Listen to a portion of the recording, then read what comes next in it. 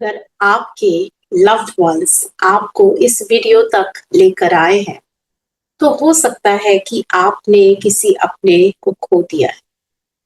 हो सकता है कि आपके दिल में गिल्ट है या आप खुद को उनकी डेथ के लिए ब्लेम करते हैं।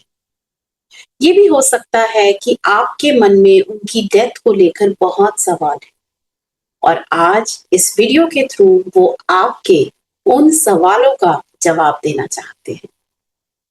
मेरा नाम है शिल्पी कैम्बो। मैं इंडिया की लीडिंग एविडेंशियल स्पिरिट मीडियम हूँ।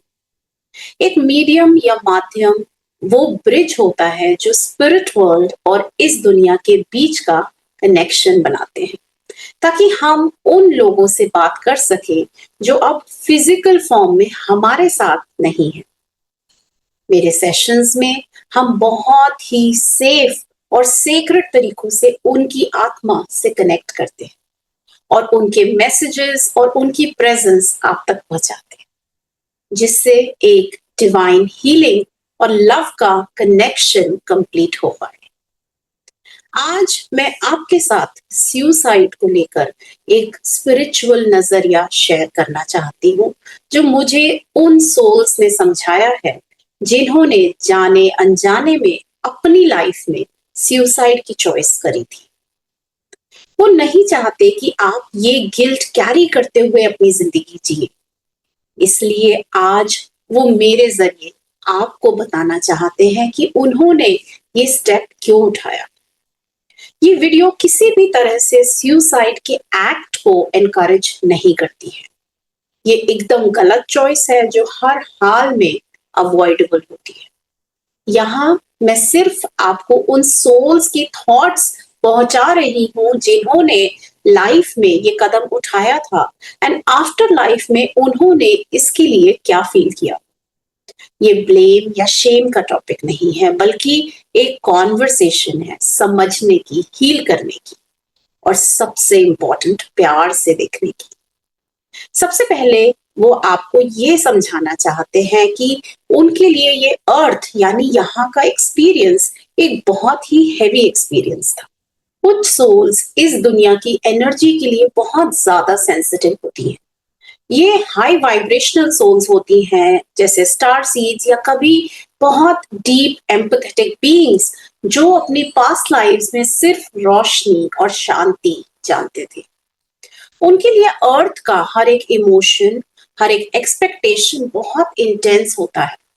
उनके लिए अर्थ की डुअलिटी, इमोशनल प्रेशर, सब कुछ बहुत ओवरवेल्म कर देने वाला होता है और वो इन इमोशंस को या तो प्रोसेस नहीं कर पाते या लेट गो नहीं कर पाते। मेरे एक सेशन में एक मेल सोल ने मुझे बोला कि मुझे पता ही नहीं चलता था कि मैं क्यों रो पड़ता था। मेरी फैमिली कहती कि मैं वीक हूं, पर आज मुझे यहाँ पर ये समझ में आया कि एक एम्पैथ होने की वजह से मैं दूसरों का भी पेन अब्सॉर्ब कर रहा था। वो ही मेरी सेंसिटिविटी का कारण था। उस सोल ने 19 इयर्स की एज में अपनी लाइफ खत्म कर दी थी। उसकी सोल को वापस जाकर समझ आया कि वो अभी इस अर्थ के हेवी एक्सपीरियंस के लिए रेडी नहीं था, इसलिए उसने इस तरह से जाने का डिसीजन लिया।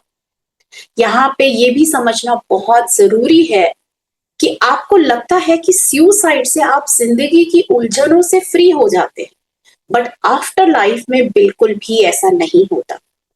जितनी भी सोल से मेरी कॉन्वर्सेशन हुई है जिन्होंने सुसाइड कमिट किया, उन्होंने ये भी एक्सेप्ट किया दैट ऑल्दो वो उस टाइम उस बॉडी उस लाइफ से फ्री हो गए, लेकिन उन लाइफ सिचुएशंस को तो उन्हें कैरी फॉरवर्ड करना ही पड़ेगा, जीना ही पड़ेगा फिर से इसी शरीर में वापस आकर।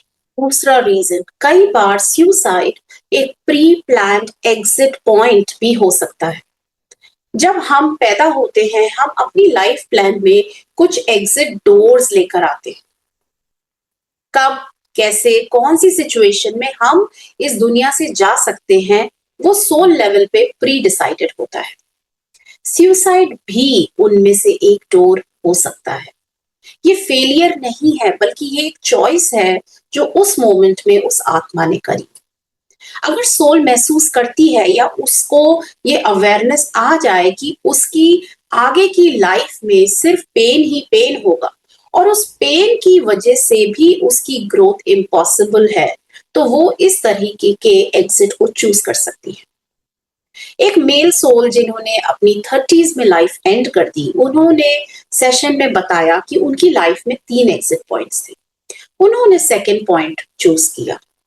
वो एक एक्सीडेंट का शिकार हो गए जिसकी वजह से उनकी बॉडी में पैरालिसिस हो गया।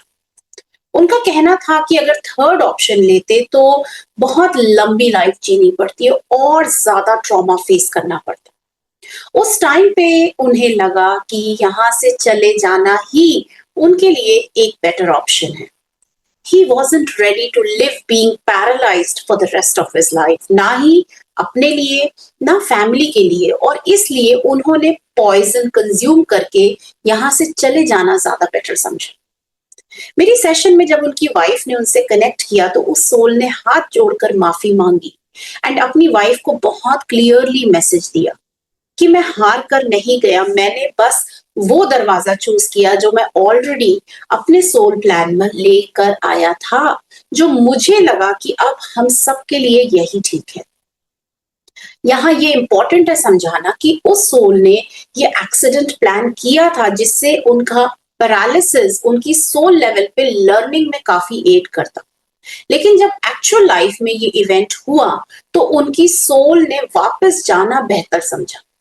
उस लर्निंग को किसी और तरीके से शायद वो अकम्प्लिश करें, या ये भी पॉसिबल है कि दोबारा उन्हें यहीं पर आकर फिर से इसी एक्सपीरियंस को रिपीट करना पड़े, यही इसी तरह की लाइफ को चूज करना। तीसरा रीजन ये भी हो सकता है कि उनकी डेथ का पर्पस किसी और को जगाने का था, अवेकन करने का था। कुछ सोल्स सिर्फ इसलिए ही आती हैं ताकि उनके चले जाने से किसी और की स्पिरिचुअल जर्नी स्टार्ट हो पाए। उनका जाना उनके लव्ड वंस के अंदर इतने सवाल छोड़ जाता है कि वो उन आंसर्स को ढूंढने के चक्कर में अपने खुद की स्पिरिचुअल जर्नी पे निकल पड़ते हैं। एक टीनेजर लड़की की सुसाइड के बाद उसकी मॉम ने दोबारा पेंटिंग स्टार्ट करी जो उन्होंने सालों पहले छोड़ दी थी। आज वो एक आर्ट थेरेपिस्ट है और ग्रीफ में डूबे लोगों की हेल्प करती हैं उनकी पेंटिंग्स के थ्रू। उस लड़की ने सेशन में अपनी मम्मा से बोला, मॉम, मैं ज्यादा वक्त नहीं दे पाई आपको, पर मेरा पर्पस था आपको अवेकन करना। मुझे पता है कि मैंने एक गलत स्टेप उठाया, मुझे आपसे बात करनी चाहिए थी, बताना चाहिए था कि क्या चल रहा है मेरे अंदर। लेकिन मैं इस बात से खुश हूं कि आपने इस दर्द के बाद भी अपनी जर्नी कंटिन्यू करी एंड अपने पेन में अपना पर्पस ढूंढ लिया। आई एम सॉरी मॉम, मेरे लिए ये वहां भी आसान नहीं था एंड यहाँ भी बहुत मुश्किल है, बट आई एम ग्लैड कि आप एक बहुत स्ट्रॉन्ग सोल हैं।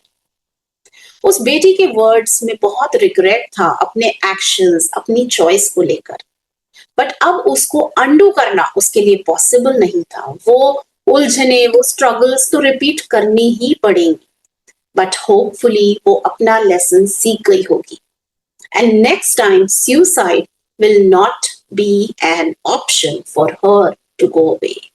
एक और रीजन ये हो सकता है कि उनके पास बहुत हैवी कर्मास थे जो वो कैरी नहीं कर पाए। कुछ सोल्स अपनी पास्ट लाइफ से गिल्ट, शेम या अबैंडनमेंट जैसे कार्मिक वुंड्स लेकर आती हैं, और जब ये कार्मिक लूप्स फिर से इस लाइफ में रिपीट होते हैं तो उन्हें लगता है कि ये लाइफ उनके लिए कार्मिक जेल बन गई है। वो अंदर ही अंदर टूट जाते हैं, अपने इमोशंस किसी से नहीं कह पाते। बाहर से सब कुछ नॉर्मल लगता है बट अंदर वो एकदम broken, lost and helpless feel कर रहे होते हैं।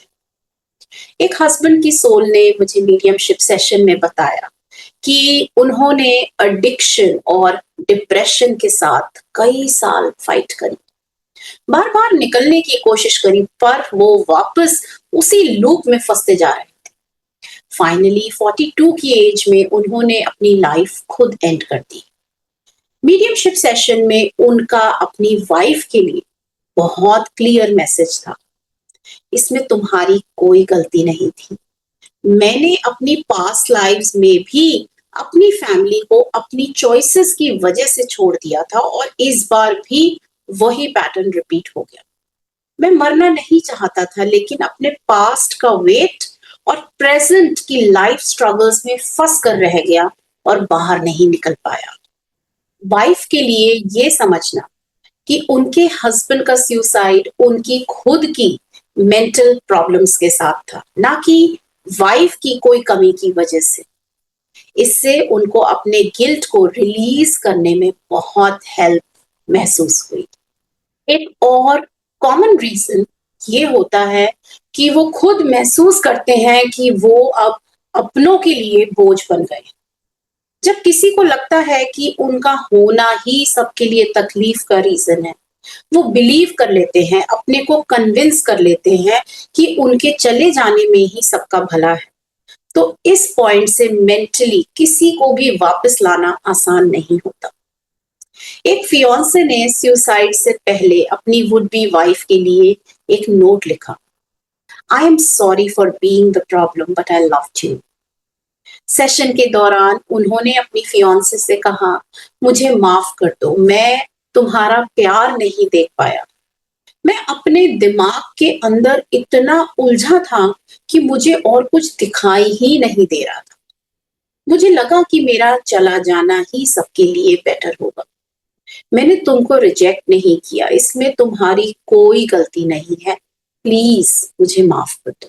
और फाइनली कुछ सोल सिर्फ एक शॉर्ट मिशन के लिए ही आती हैं, जैसे किसी फ्रेंडशिप को हील करने के लिए, या किसी सिबलिंग के साथ कर्मा ऑफसेट करने के लिए, या किसी फैमिली मेंबर को ट्रिगर करके उनको स्पिरिचुअल पाथ पे लाने के लिए। और जब उनका मिशन पूरा हो जाता है तो वो चले जाते हैं। इन सभी केसेस में चाहे कैसे भी सुसाइड किया हो, सोल्स बस एक ही बात कहना चाहती है, आपको समझाना चाहती है कि उन्हें अब समझ में आ गया कि सुसाइड एक बहुत गलत चॉइस थी। उस चॉइस ने उनको रिलीफ से ज्यादा पेन और गिल्ट दिया है। बट प्लीज उन्हें सिर्फ उनकी डेथ से याद मत रखिए।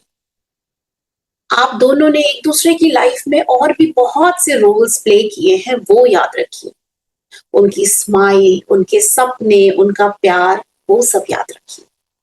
प्लीज उन्हें माफ कर दीजिए कि वो आपको इस गिल्ट के साथ छोड़कर चले गए, लेकिन वो आज भी आप सबसे बहुत प्यार करते थे और करते रहेंगे। वो सिर्फ अपने अंदर की रोशनी नहीं देख पाए और ये शॉर्टकट ले लिया, लेकिन अब वो समझ गए हैं कि सुसाइड ने ना उन्हें ना आपको हेल्प किया, और he or she is trying to heal from this choice on the other side. अगर इस वीडियो ने आपके दिल को छू लिया, आपको थोड़ा भी सुकून दिया, तो प्लीज लाइक करें, चैनल को सब्सक्राइब करें और उस इंसान तक जरूर इसको पहुंचाएं जिसे आज ये सुनने की बहुत जरूरत है। और अगर आप रेडी हैं अपने लव्ड वंस इन हेवन से डायरेक्टली बात करने के लिए, तो मैं आपको एक मीडियमशिप रीडिंग के जरिए उनकी सोल से कनेक्ट करने में हेल्प कर सकती हूँ। बुकिंग लिंक नीचे डिस्क्रिप्शन में दिया गया है। कृष्ण जी के कहे गए इन शब्दों को हमेशा याद रखिए, आत्मा ना कभी जन्म लेती है, ना कभी मरती है, ना वो कभी बनी थी, ना वो कभी बनेगी। वो अजर, अमर, नित्य और अनंत है। शरीर का नाश हो सकता है, लेकिन आत्मा कभी नहीं मरती। With all my love, stay connected, stay guided, stay divine.